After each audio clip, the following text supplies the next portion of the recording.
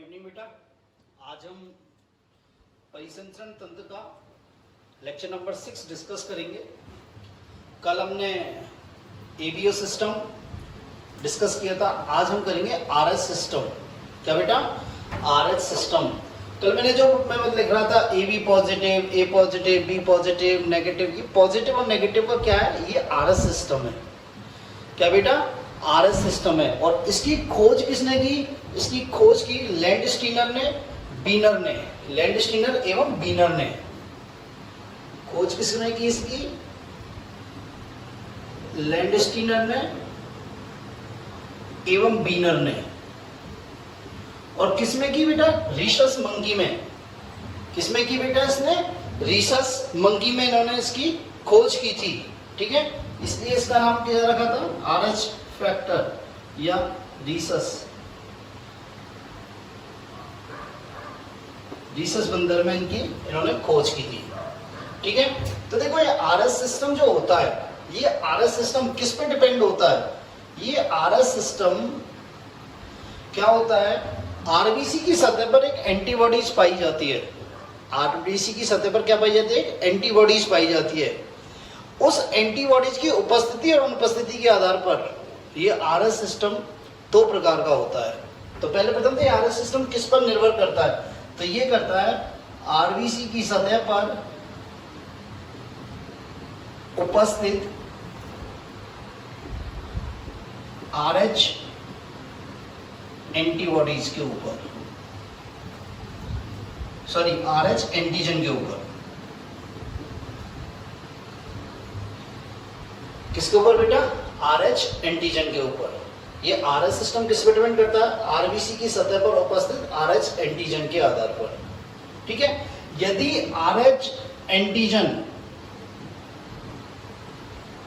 उपस्थित है, प्रेजेंट है, तो हम उसे क्या बोलेंगे? RH positive. क्या बोलेंगे बेटा? RH positive. और यदि आरएच एंटीजन अनुपस्थित है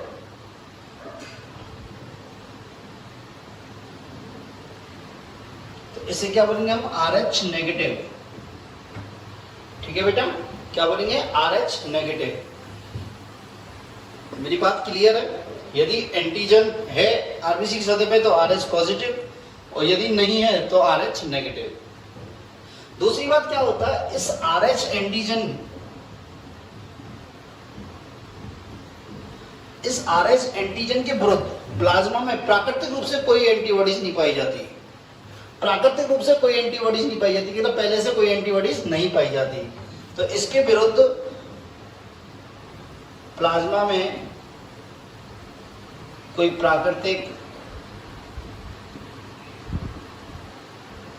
एंटीबॉडीज नहीं पाई जाती।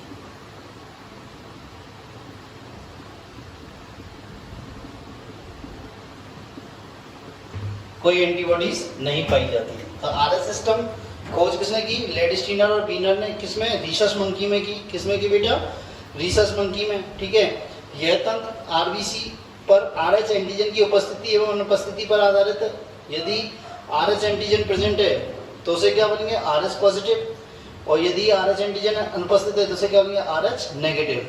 ठीक है, और आरएच एंटीजन के विरुद्ध प्लाज्मा में प्राकृतिक रूप से कोई एंटीबॉडीज नहीं पाई जाती। ठीक है, अब मेरी एक बात सुनो। इस आरएच सिस्टम होता है, इसको आरएच फैक्टर भी बोलते हैं। क्या बोलते हैं? RH factor. ठीक है, अब देखो बेटा, यदि किसी आरएच नेगेटिव पर्सन को, कोई आरएच नेगेटिव वाला आदमी है, आरएच नेगेटिव वाला आदमी है, यदि इसको लगातार कई बार लगातार आरएच पॉजिटिव ब्लड दिया जाए, इस आरएच नेगेटिव वाले मनुष्य को यदि लगातार बार बार में आरएच पॉजिटिव रक्त दिया जाए तो इसके ब्लड में क्या होगी? इसके ब्लड में एंटी आरएच एंटीबॉडीज उत्पन्न हो जाएंगी। कब हो जाएंगी?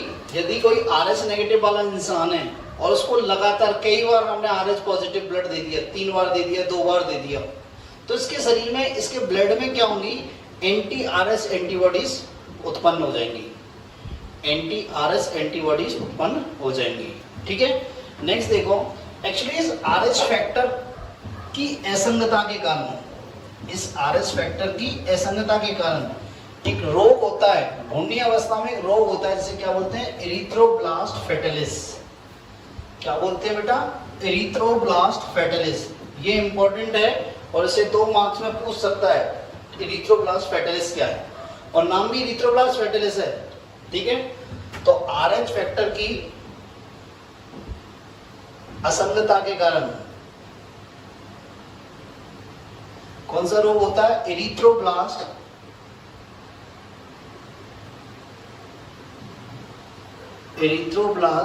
फेटालिस। फिटेलिस क्या होता है बेटा, एरिथ्रोब्लास्ट फेटालिस। देखो एरिथ्रोब्लास्ट फेटालिस का मतलब बताता हूं। एरिथ्रो मींस होती है आरबीसी, क्या होती है, आरबीसी। ब्लास्ट मींस होता है फटना, और फेटालिस भी था भ्रूणीय अवस्था में।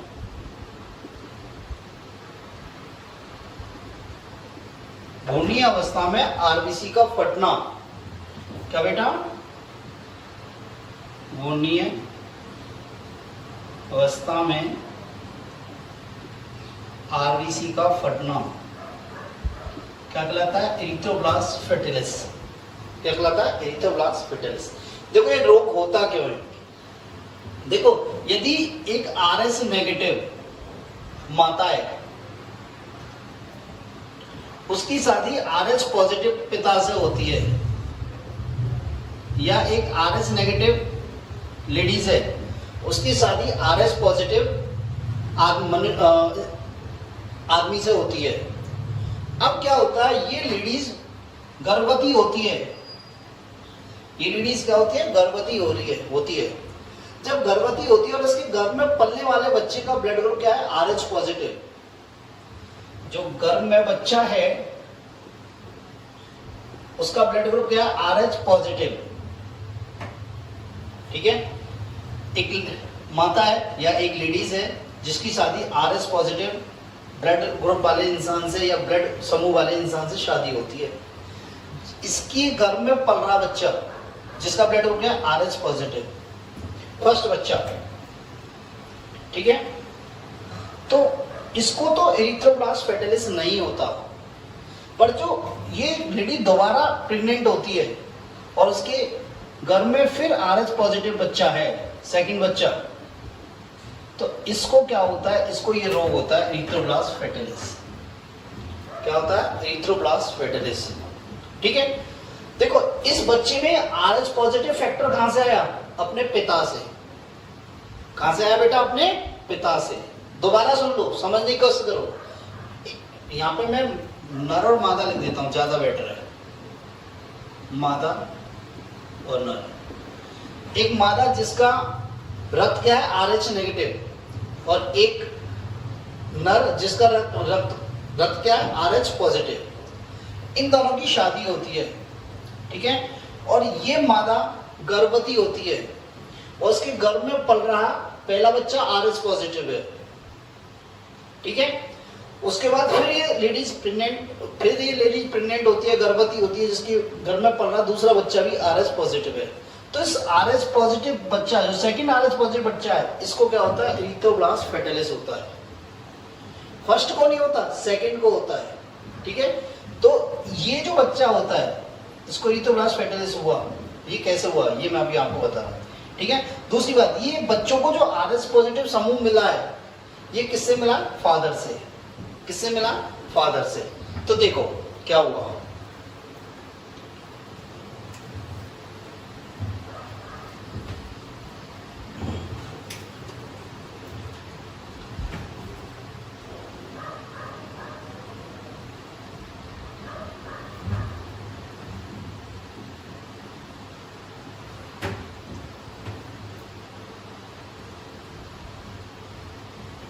देखो बेटा ये लेडी है, ठीक है, इसका ब्लड ग्रुप क्या है, आरएच नेगेटिव। अब इसके गर्भ में जो बच्चा पल रहा है, ये जो बच्चा है ये तो है माँ और ये है बच्चा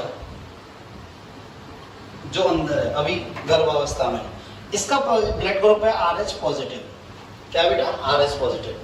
अब मैंने देखो एक लाइन बोली थी इरिथ्रोब्लास्ट फेटालिस पढ़ाने चालू करने से पहले कि यदि RH नेगेटिव इंसान को यदि लगातार RH पॉजिटिव ब्लड दिया जाए, 2 बार 3 बार यदि RH पॉजिटिव ब्लड दिया जाए तो उसके ब्लड में क्या उत्पन्न हो जाती है? Anti RH antibodies. क्या उत्पन्न हो जाती है बेटा? Anti RH antibodies. अब देखो इस बच्चे का ब्लड, कुछ ब्लड माता के ब्लड में आ जाता है। इस बच्चे का कुछ ब्लड माता के ब्लड में आ जाता है। बात समझ में आई? कब आ जाता है? देखो जब इसकी डिलीवरी होती है, जब ये बच्चे का प्रसव होता है, ठीक है, तो जब प्लेसेंटा ब्रेक होता है, इसका अपरा जब टूटता है, ठीक है, तो क्या होता है? इस बच्चे का कुछ रक्त इस मादा के शरीर में आ जाता है। एक तो जब एक नॉर्मली बहुत सारे प्रोसेस ऐसे होते हैं उनके द्वारा भी थोड़ा बहुत ब्लड इस बच्चे का कहाँ जाता है? माता के ब्लड में आ जाता है। अब माता के ब्लड में जब आ गया तो माता के ब्लड में क्या बन जाएंगी? एंटी RH एंटीबॉडीज बनेंगी या नहीं बनेंगी? ये पॉजिटिव है, ये पॉजिटिव इसका ब्लड शो कर दिया मैंने, इसको रेड से शो कर देता हूं, ठीक है। अब क्या होगा? इस बच्चे का कुछ ब्लड कहाँ जाएगा? इस माता के ब्लड में मिक्स हो जाएगा। एक तो गर्भावस्था के दौरान और एक क्या? जब इसका प्रसव होगा, प्रसव में से डिलीवरी होगी, तब कुछ ब्लड बच्चे का किसा माता के ब्लड में आ जाएगा। अब माता के ब्लड में आ गया तो इस माता के ब्लड में क्या बन गई? एंटी RH एंटीबॉडीज, ठीक है, एंटी RH एंटीबॉडीज बन गई या नहीं बन गई? ठीक है।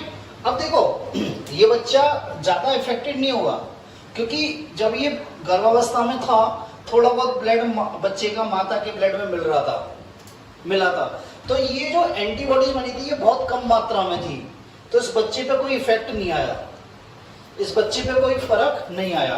पर जब इसकी डिलीवरी हुई तो क्या हुआ? बहुत सारा रक्त माता के ब्लड में चला गया, तो क्या हुआ? बहुत ज्यादा RH एंटीबॉडीज बन गई, बहुत ज्यादा RH एंटीबॉडीज बन गई, ठीक है।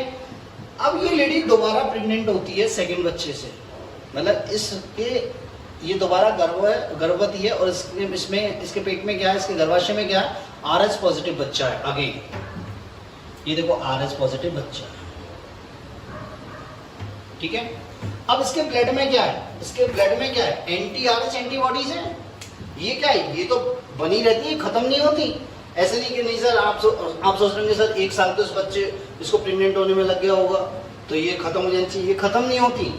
तो देखो ये anti RH antibodies, placenta, placenta means अपरा मतलब जब हम नाल कहते हैं, नाल, बच्चा जब पैदा होता है नाल आता है वही, तो उस नाल के बाई थ्रू क्या चली जाती है? इसमें चली जाती है, इस बच्चे में, किसमें? इस बच्चे में चली जाती है। और ये एंटी RH एंटीबॉडीज इसके शरीर में जाकर क्या होती है? RBC को क्या होती है? फाड़ देती है। क्या करती है? RBC को फाड़ देती है। बात समझ में आई? क्यों? क्योंकि भैया इसमें क्या है? इसकी जो RH पॉजिटिव है, इसमें जो एंटीजन है, इसकी क्या गई? विरोधी पहुंच गया इसके ब्लड में, तो उन दोनों में क्या हो गई? रिएक्शन होगी एंटीजन एंटीबॉडीज की, तो क्या होगी? RBC फट जाएगी। क्या फट जाएगी? RBC फट जाएगी। और इसे क्या बोलते हैं? Erythroblast fetalis. क्या बोलते हैं बेटा? Erythroblast fetalis. बात समझ में आई?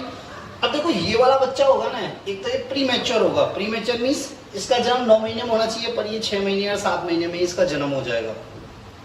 पहली बात तो। दूसरी बात, ऐसे चांस हैं, 100% नहीं कहते कि नहीं ये 7 महीने में ही पैदा होगा।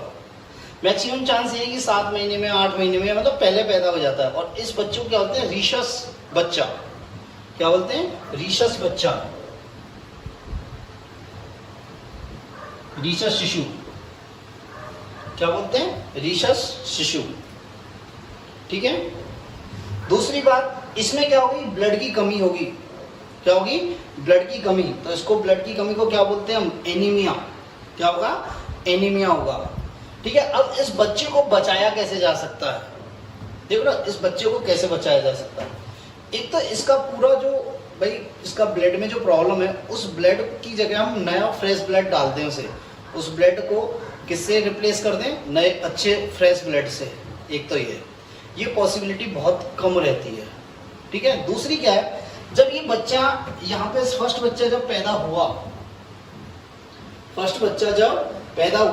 तो इसका क्या होता है, जैसे ही पैदा होते ही क्या होता है, ब्लड ग्रुप चेक किए जाते हैं बच्चे के और माँ का।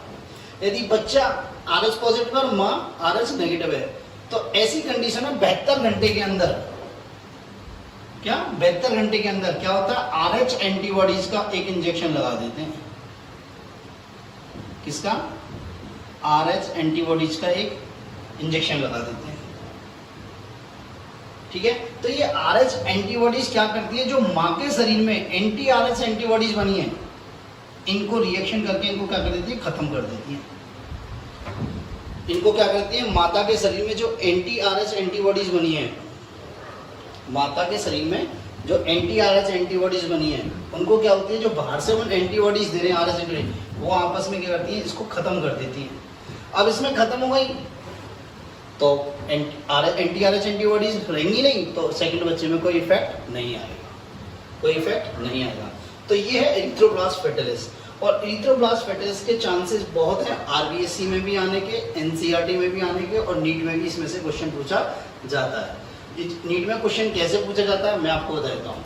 पूछता है कि एरिथ्रोब्लास्ट फेटालिस में कौन सा बच्चा प्रभावित होगा, तो सेकंड RH पॉजिटिव बच्चा प्रभावित होगा बेटा।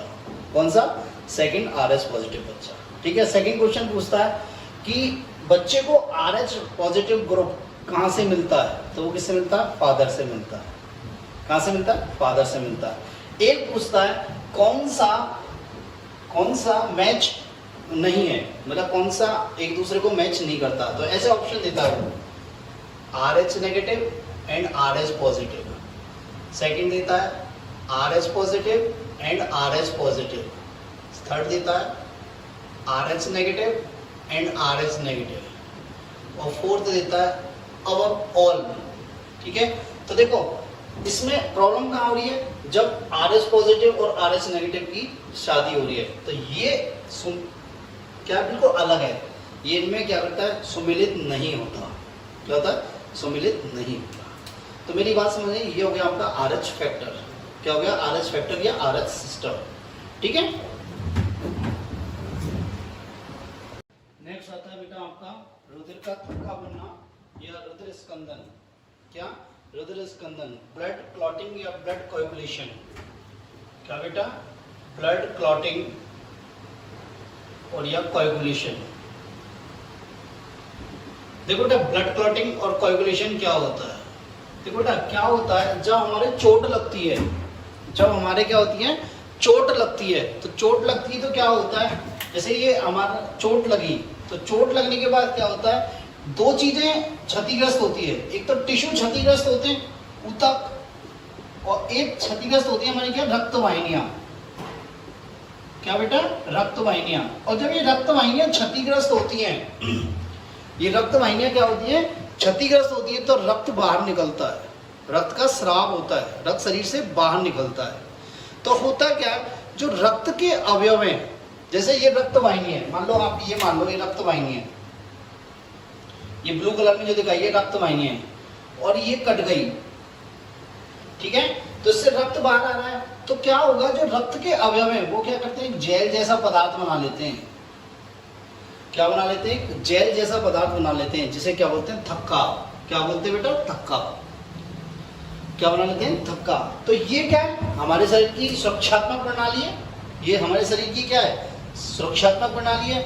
देखो कैसे सुरक्षात्मक प्रणाली है, देखो एक तो क्या हो रहा है, एक तो हमारे शरीर में रुधिर जो बह रहा है, उस मतलब रुधिर लॉस बच रहा है, मतलब रुधिर का लॉस नहीं हो रहा, ऐसा नहीं है रुधिर बह के जा रहा है, रुधिर का बहना बंद हो गया, मतलब शरीर में रुधिर का संरक्षण हो रहा है, ऐसा नहीं कि लॉस हो रहा है। दूसरा बात क्या, जब ये यहाँ से ब्लॉक हो गई, तो इनमें क्या है, रोग कारक अंदर प्रवेश नहीं कर सकते, रोग कारक क्या नहीं कर सकते, अंदर प्रवेश नहीं कर सकते। तो ये क्या होता है, ये रुधिर का थक्का जो होता है, ये क्या होती है, हमारी प्रोटेक्टिव मैकेनिज्म कहलाती है। क्या कहलाती है, प्रोटेक्टिव मैकेनिज्म कहलाती है, ठीक है। तो रुधिर के थक्का बनने की प्रोसेस को हम 3 भागों में डिवाइड करते हैं, ठीक है। तो देखें क्या होता है। पहला आता है थ्रोम्बोप्लास्टिन का स्राव या थ्रोम्बोप्लास्टिन का बनना। पहला क्या था, थ्रोम्बोप्लास्टिन का बनना या थ्रोम्बोप्लास्टिन का स्राव। तो पहला लिखते हैं थ्रोम्बोप्लास्टिन का स्राव।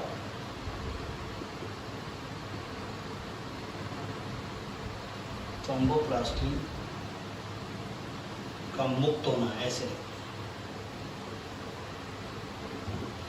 ये पहला प्रोसेस। देखो बेटा इसमें क्या होता है, इसमें क्या होता है, जब हमारे चोट लगती है तो 2 चीज, ऊतक क्षतिग्रस्त होते हैं और रक्त वाहिनियां क्षतिग्रस्त होती हैं। जब रक्त वाहिनियां क्षतिग्रस्त होंगी तो क्या होगा कि ये हमारा रक्त में उपस्थित जो बिंबाणु प्लेटलेट्स हैं वो हवा के संपर्क में आएंगे। किस में आएंगे बेटा, हवा के संपर्क में आएंगे। और जैसे ही हवा के संपर्क में आएंगे ये प्लेटलेट्स क्या हो जाएंगे, टूटेंगे। प्लेटलेट्स क्या होंगे, टूटेंगे।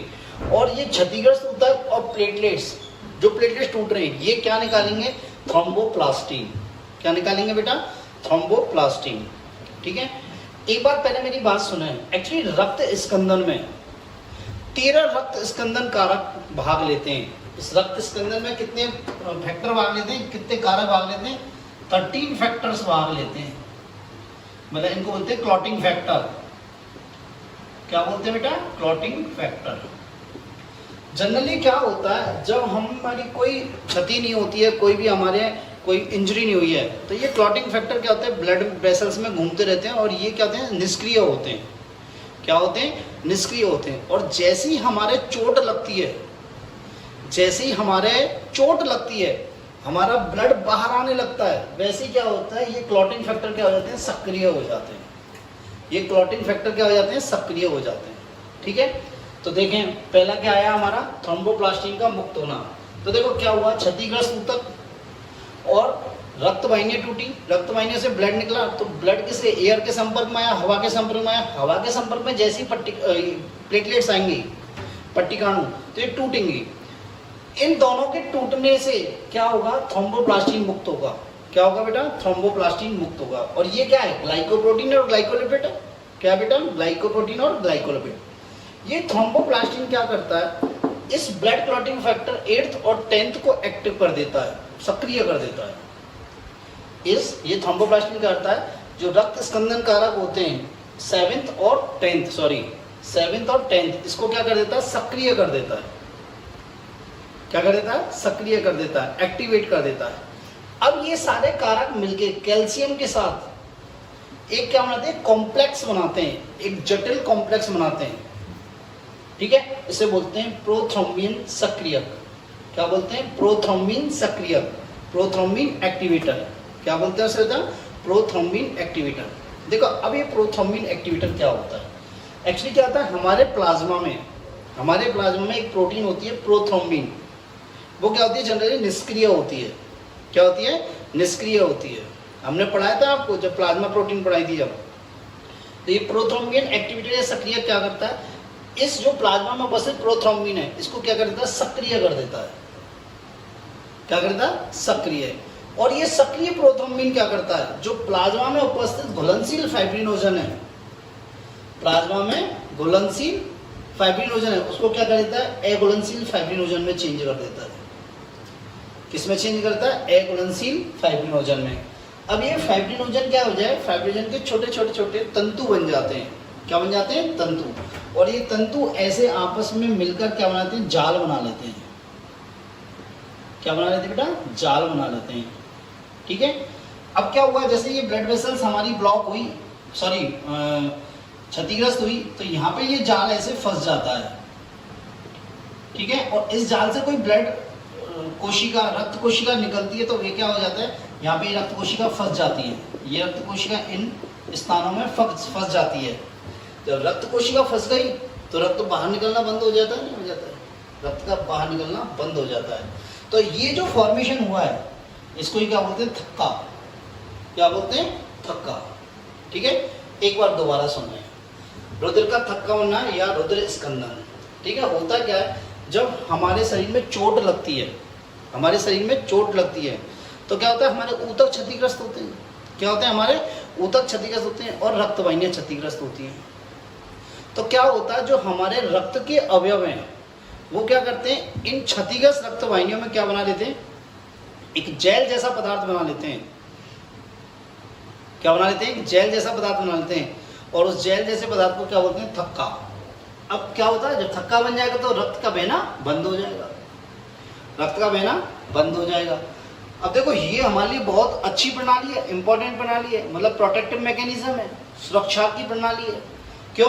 क्योंकि हमारे ब्लड का लॉस नहीं हो रहा है, ब्लड का लॉस नहीं हो, ऐसा नहीं कि हमारा ब्लड बह के ही चला गया, थोड़ी सी इंजरी हुई और ब्लड बह के चला गया। ठीक है।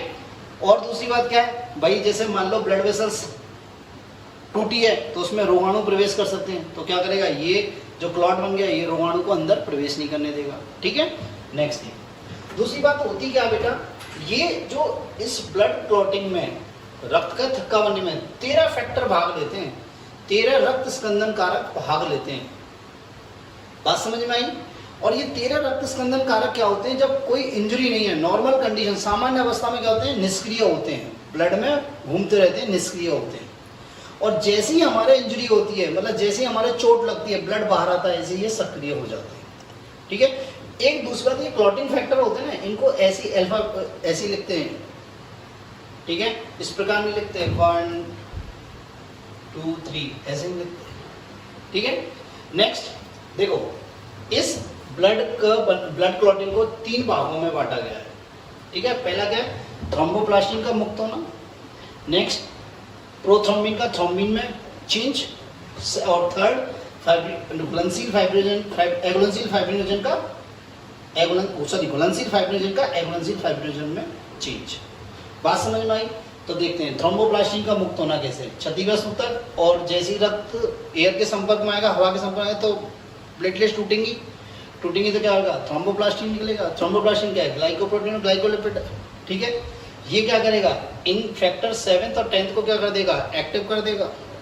तो ये आपस में मिलकर क्या बनाएंगे, प्रोथ्रोम्बिन सक्रियक, इसको बोलते हैं प्रोथ्रोम्बिन एक्टिवेटर। ये प्रोथ्रोम्बिन एक्टिवेटर क्या करेगा, जो प्लाज्मा में उपस्थित प्रोथ्रोम्बिन प्रोटीन है उस निष्क्रिय को क्या कर देगा, सक्रिय कर देगा। तो ये क्या हो गया, सेकंड प्रोसेस। क्या हो गया, सेकंड प्रोसेस। ठीक है। ये थ्रोम्बिन सक्रिय क्या करेगा बेटा, ये क्या करेगा, घुलनशील फाइब्रिनोजन को किस में बदल देगा, एगुलनशील फाइब्रिनोजन में बदल देगा, जिससे क्या बनेगा, छोटे छोटे तंतु बनेंगे, फाइब्रिन के क्या बनेंगे, तंतु बनेंगे, और ये आपस में गुथ कर क्या बनाएंगे, जाल बनाएंगे। ठीक है। और जाल में क्या होंगी, रक्त कोशिकाएं फंस जाएंगी, और रक्त का थक्का बन जाएगा। ठीक है बेटा। तो ये है आपकी रुधिर स्कंदन की क्रियाविधि। यहाँ पे आपका ब्लड खत्म होता है, नेक्स्ट आते हैं आपके ब्लड वेसल्स, जो अपन नेक्स्ट लेक्चर में डिस्कस करेंगे।